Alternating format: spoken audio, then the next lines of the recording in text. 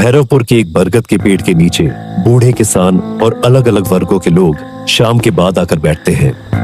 रात देर तक उनकी गंभीर मुद्दों पर बातचीत की आवाज से यह जगह हमेशा चहल पहल से भरी रहती है। 1 महीने पहले आई भीषण बाढ़ ने गांव का रूप बदल दिया था। तालाब और पोखरे सब अब भी पानी से भरे पड़े थे और इन्हीं दिनों हर दूसरे तीसरे दिन किसी न किसी के डूबकर मरने की खबर गांव में फैल जाती थी। और आज इसी मुद्दे पर बरगद के नीचे चर्चा तेज थी। जो भी कहिए धनमोहन काका, ये घटनाएं वाकई अजीब हैं। अजीब क्या है मास्टर? रात बेरात कोई लालटेन लेकर तालाब के किनारे जाएगा तो जाहिर सी बात है हादसा तो होगा ही। और सब उसी शमशान के पास वाले कंकाल ताल में ही मर रहे हैं। जो भी हो धनमोहन काका, रघु प्रसाद मास्टर ठीक ही कह रहे हैं।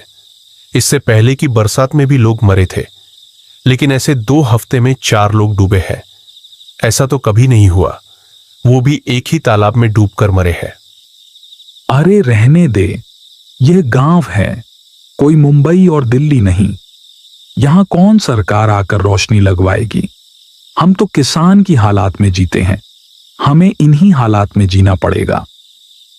फिर भी काका, यह सोचने की बात है कि पूरा भैरवपुर झील और तालाब से भरा है, लेकिन सब मौतें उसी एकमात्र कंकाल ताल में क्यों हो रही हैं? हाँ, यही तो गांव में बहुत तालाब है, लेकिन मौतें सिर्फ उसी कालकूट श्मशान वाले कंकाल ताल में ही हो रही हैं। वहां 2-3 और आदमी भी बैठे थे, लेकिन वह इनकी बातों को चुपचाप सुन रहे थे, क्योंकि इस गांव में बड़े बुजुर्ग लोग जो भी बात करते हैं, आम लोग बीच में बोलना ठीक नहीं समझते। और तभी इन चर्चाओं के बीच एक अजनबी आदमी आता है। कंधे पर लाठी और पोटली, कसी धोती और बारीक मूछे में। अरे ये कौन? आप तो हमारे गांव के नहीं लगते। कहां से आप आए हो? पहले आप सभी को नमस्कार। मैं आंतला से आया हूं। मैं इस गांव के शिवहरी पांडे का वकील हूं। वकील मतलब कोई मुकदमा करने आए हो क्या? हाँ, मेरे दादा की 8 बीघा जमीन मेरे साझेदारों ने हड़प ली है। मैं उसी पर मुकदमा करने आया हूं। पर बाबू, आपने यहां आकर बहुत बड़ी गलती कर दी है। भैरवपुर में मुकदमेबाजी नहीं होती। यह सुनकर परदेसी आदमी जैसे बुझ सा गया। उसके चेहरे से उम्मीदें उतर गईं। वो पूरी तरीके से उदास सा हो गया। अब क्या करूं? मैं और कोई दूसरा काम करने तो आया भी नहीं हूं। धनमोहन काका का मतलब गलत मत लेना। असल में शिवहरी पांडे अब इस गांव में नहीं रहते हैं। अरे ओ छोटे लोग, हमारे बड़ों के बीच क्यों बोल रहा है बाबू? हम तो बात कर रहे हैं ना, दिख नहीं रहा तुझे? विक्रम उदास और परेशान चेहरा लेकर सबकी तरफ देखकर बोले, मैं बहुत दूर से आया हूं। क्या आज की रात किसी के घर ठहर सकता हूं? बहुत बड़ी मेहरबानी होगी। जरूर, आप चाहो तो। क्या है वो रास्ता? जी बताइए। शिवहरी पांडे पास के निकुंजपुर गांव में रहते हैं। तुम चाहो तो वहां उनके पुराने घर में रुक सकते हो, लेकिन याद रखना, कालकूट श्मशान के पास बिल्कुल मत भटकना, समझे क्या? शमशान के पास के तालाब में भूत और आत्मा रहते हैं। उसके लिए अब मुझे सहानुभूति दिखाने की जरूरत नहीं। मैं घोड़े पाल का लड़का हूं। भूत प्रेत आएगा तो उसे एक थप्पड़ मार के सुला दूंगा। यह कहकर परदेसी नाराज होकर पांव पटकते हुए रास्ते पर निकल पड़ता है। सब लोग उसे जाते देखते रहे। धनमोहन काका, क्या आपने ठीक किया? अगर वो परदेसी आदमी सचमुच मर गया तो पूरे गांव का नाम बदनाम हो जाएगा। सुना नहीं, वह गोरे पहलवान का बेटा है। अरे चिंता मत करो, अगर कुछ भी हुआ तो लोग कहेंगे गांव वालों का कसूर नहीं, मैंने सही ही किया। अब बहुत रात हो गई है, तुम लोग जैसे चाहो देख लो उस आदमी को। मैं तो अब जा रहा हूं।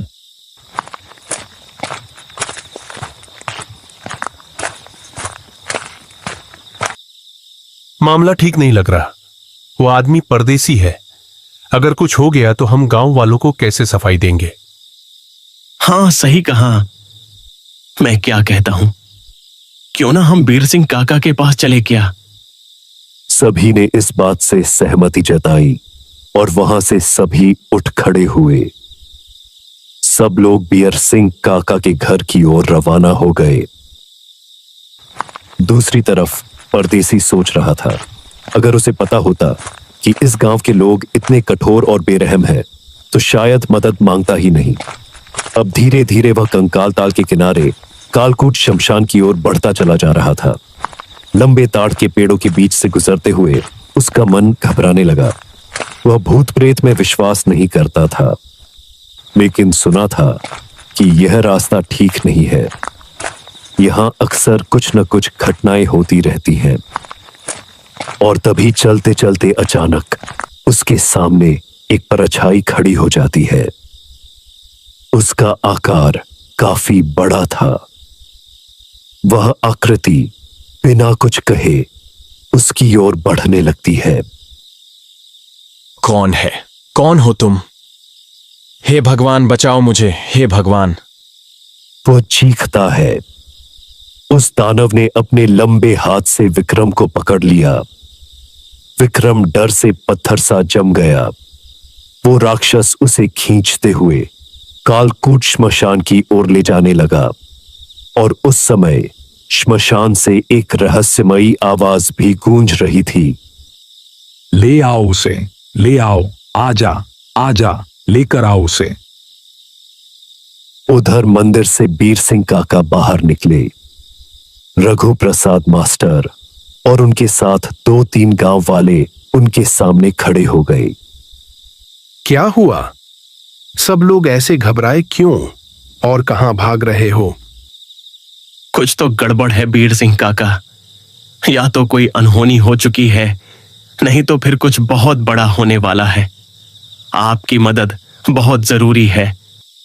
हम तो कुछ समझ ही नहीं पा रहे हैं। पिछले 1 महीने से कालकूट श्मशान में एक काली साधना करने वाला अघोरी ठहरे हुए है। और आप जानते हैं, मैंने कई बार उस बूढ़े धनमोहन काका को वहां जाते देखा है। लेकिन असली वजह क्या है, यह हम में से कोई नहीं जानता। मुझे भी बहुत पहले शक हुआ था।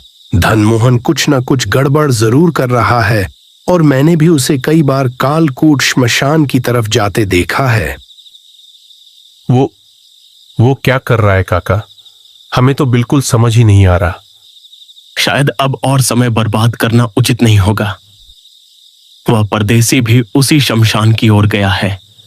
हमें भी उसी ओर चलना चाहिए। ठीक कहा, चलो चलते हैं। अब और किसी को बुलाने का समय नहीं है हमारे पास। सब लोग कालकूट श्मशान की ओर चल पड़े। उन्होंने ठान लिया था कि जब तक रहस्य नहीं सुलझेगा, वे सभी वापस नहीं लौटेंगे। दूसरी तरफ विक्रम एक कांट पर बंधा है। सामने अघोरी की आग जल रही है। अरे जाग गया रे तू। अब तेरी आखिरी नींद का समय आ चुका है। नाम क्या है तेरा वैसे? आप कौन हैं? मुझे छोड़ दो। मैं तो इस गांव का भी नहीं हूं।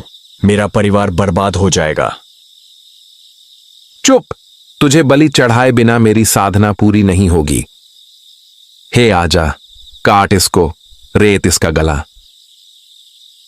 क्षण भर में अंधेरे से वह भयंकर राक्षस फिर से बाहर निकल आया और उसके हाथ में एक विशाल तलवार थी। उसका एक एक कदम मानो मृत्यु का साक्षात रूप प्रतीत कर रहा था। मुझे छोड़ दो। मैं परदेसी हूं। मेरा परिवार उजड़ जाएगा। मेरा जीवन नष्ट हो जाएगा।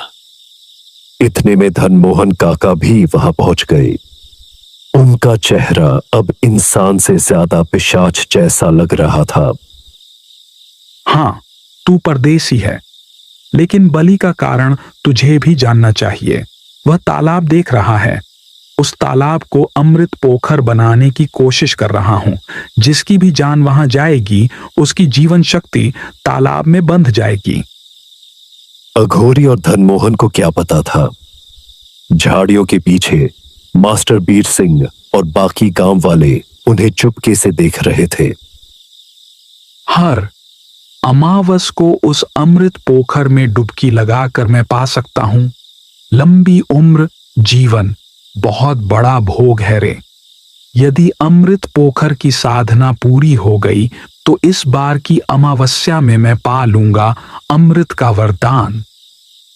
बस बहुत हो गई तेरी बकबक। अब मैं साधना पूरी करता हूं। जय काल पिशाच, जय काल पिशाच। ओए मेरे चेले, अब तू अपना काम कर, खत्म कर इस ठोकर को। इतना कहते ही राक्षस विक्रम का गला काटने जा रहा था। विक्रम कांपते हुए आंखें बंद कर लेता है, लेकिन तभी झाड़ियों से एक जलता हुआ मशाल राक्षस के सीने पर आ गिरा। उसका पूरा शरीर आग में झुलस उठा। कौन, किसने किया यह? किसकी इतनी हिम्मत हुई रे? किसने किया? झाड़ियों से बीर सिंह, काका और बाकी गांव वाले निकल आए। मशाल फेंकी थी रघु प्रसाद मास्टर ने। धनमोहन, लालची बूढ़े, तुझे अब भी भोग का लालच गया नहीं। अघोरी के साथ मिलकर तू यह कुकर्म कर रहा था। कितने लोगों की जानें ले ली तूने? हां, कर रहा था तो क्या। मैं प्रकृति के नियम से मरना नहीं चाहता। मैं अमर होना चाहता हूं। अमर अमर रहूंगा मैं। रघु प्रसाद मास्टर ने विक्रम का हाथ खोला। विक्रम का हाथ खुलते ही वो गुस्से से लाल होकर धनमोहन की तरफ बढ़ा। इसे क्यों छोड़ा? यह मेरा शिकार था। मेरी साधना अधूरी रह जाएगी। उसकी बात पूरी भी ना हुई थी कि गांव वालों ने उस अघोरी बाबा को पीट पीट कर मार डाला। बीर सिंह काका जी, इस धनमोहन को मेरे हवाले कर दीजिए। इसे और जीने का कोई अधिकार नहीं। आज मैं इसको मौत के घाट उतार के ही रहूंगा। रुको, ऐसा मत करो। रुको नहीं, इसे मत मारो। यह मृत ब्रह्म राक्षसों की आत्माएं हैं जो उसे नियंत्रित कर रही हैं। अगर तुमने इस समय इसे मार दिया तो उन आत्माओं को मुक्ति नहीं मिलेगी। लेकिन विक्रम, जिसे बचाकर जोश आ गया था, किसी की नहीं सुनता। उसने उस बूढ़े धनमोहन को इतना मारा कि मार मार कर मार डाला। बीर सिंह, रघु प्रसाद और कुछ और लोग रोकने की कोशिश करते हैं, पर विक्रम ने किसी की बात नहीं मानी। तो इस तरह भैरवपुर गांव ने अपनी आंखों से देखा कि धनमोहन कैसे तांत्रिक के साथ मिलकर गांव वालों के साथ काली साधना कर रहा था, जिसकी सजा अब उसे मिल भी गई। लेकिन अब गांव वालों ने कसम खाई कि अब कोई भी रात में शमशान की ओर कदम नहीं रखेगा। और इसी के साथ आज की कहानी यहीं समाप्त होती है।